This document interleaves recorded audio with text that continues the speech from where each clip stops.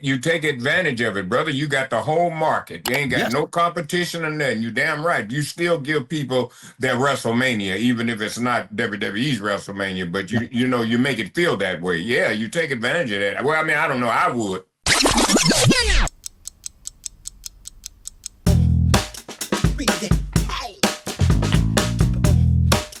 AEW's Toni Storm said that she's a lifer for AEW, and she also called Tony Khan the nicest guy ever.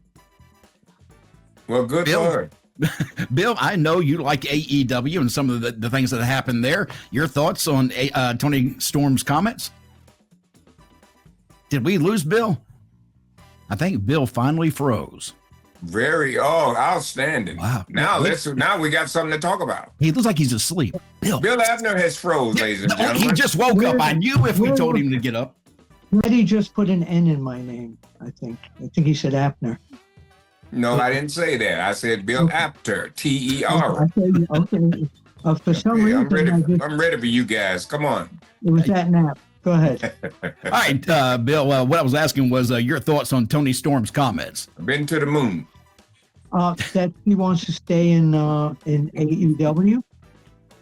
Yeah. Toni Storm, she wants to stay there, and she also saying that Tony Khan's one of the nicest people she knows. I met Toni again last week briefly at the AEW / Ring of Honor live and Ring of Honor TV taping in Philadelphia, and he couldn't have been nicer to me. I mean, he's a sweet guy. He's nice to everybody. I saw him interacting with the talent. Everybody's, of course he's the boss. You're going to be nice to him, but he's nice back. And if he's treating you, it's like any company. If he's treating you as an employee in a great way, and he's paying you nicely for it, and he's happy with your work, why leave? Tony, Teddy, your thoughts? Yeah, that's Teddy. So what? Yeah, what are you on today again? Hey, look, you're talking about going to the moon. I'm just flying airplanes, brother. You go ahead. Well, yeah, I thought I saw some kind of flying object up there when I was up there.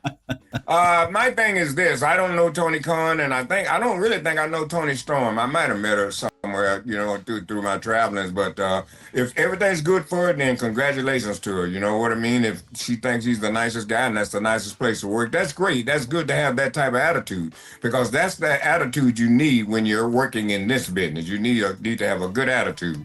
So congratulations to her. And like I said, I never met Tony and never talked to him or nothing. But if he's that type of guy, hey, you go ahead, player. You got it. Now, Toni Storm, to me, in AEW, is one of the stars of AEW. Right. Flagship talent there. She's a flagship. She is one of the people that keep AEW on people's minds. Is it smart? Let me ask a question. Is that the girl that was a dentist? No.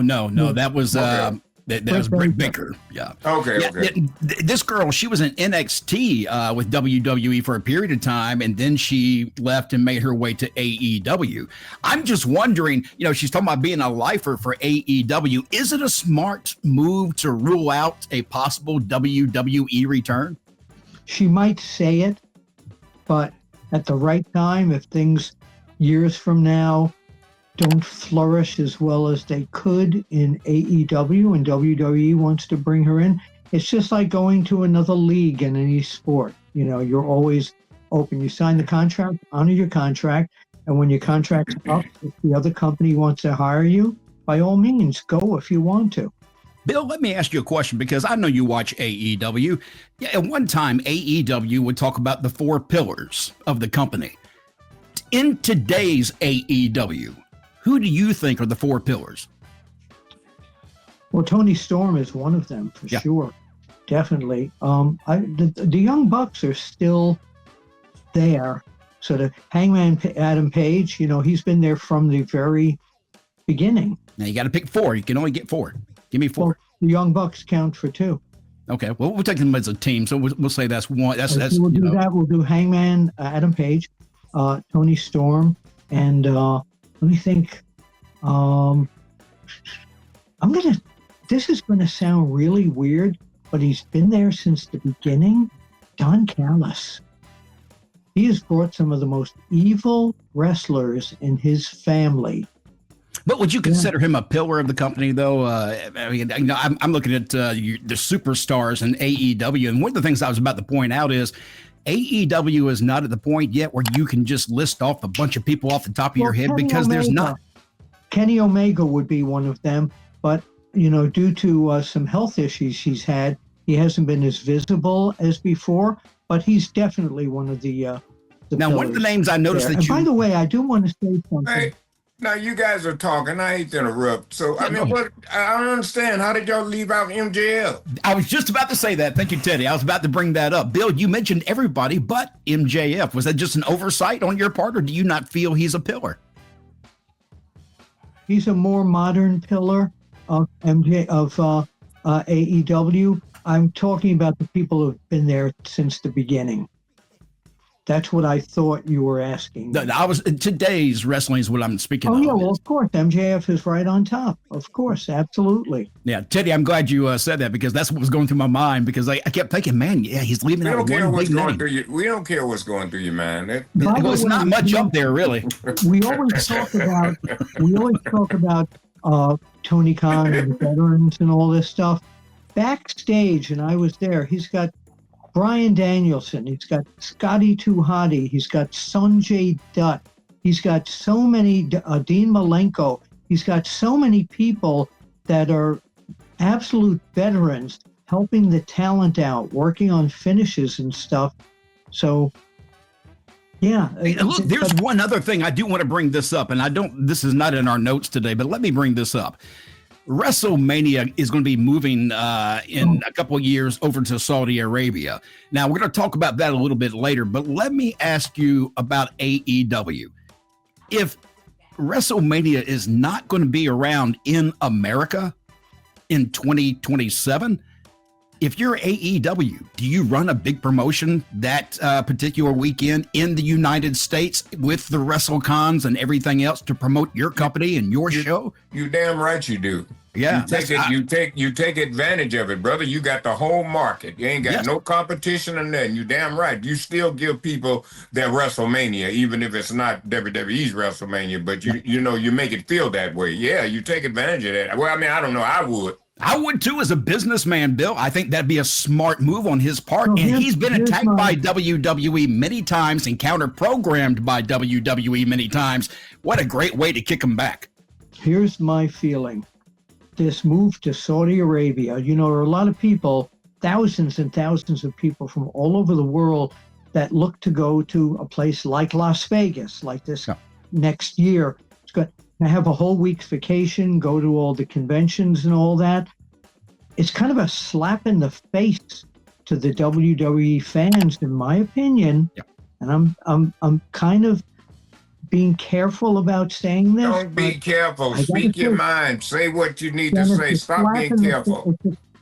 It's a slap in the face, because they are bringing WrestleMania to, no matter what you say, they're inviting, they want fans from the U.S. and other places to go, but they're bringing that into a hotbed of unrest, the Middle East. A hotbed of unrest. Hey. Would I go? Absolutely not. I don't want to be in that part of the world. Can they guarantee my security? Absolutely not. Now, if Tony Khan wants to run, it can't be head-to-head on the same day. It can be earlier in the same day. And I think what's going to happen is that WWE is going to run in the United States. They have a deal with Fandango. They're going to be all over in the movie theaters, all over the giant screens like they used to be, or at home. You can watch it on, your streaming networks.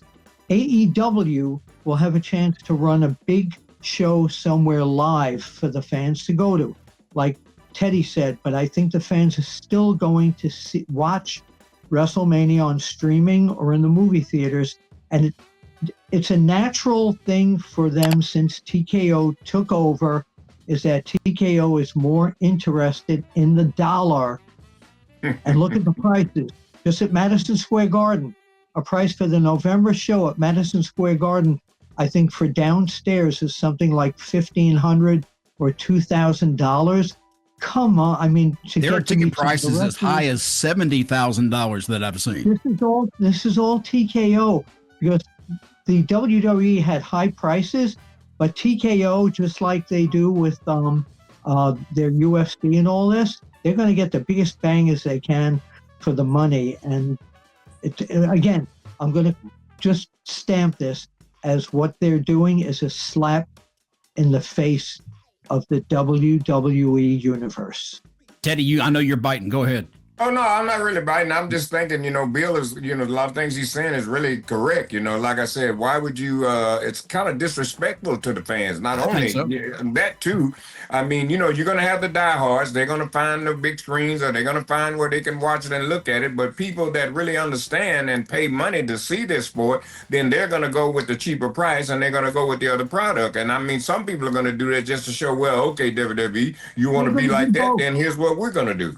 They're going to do both, Teddy. I think, the AEW fans are going to, again, they may do something in the afternoon, but WWE TKO is going to try and combat that, of course. So it's going to be, again, it's 2 years away from now, but AEW has a chance to say, hey, fans, you don't have to go to the Middle East.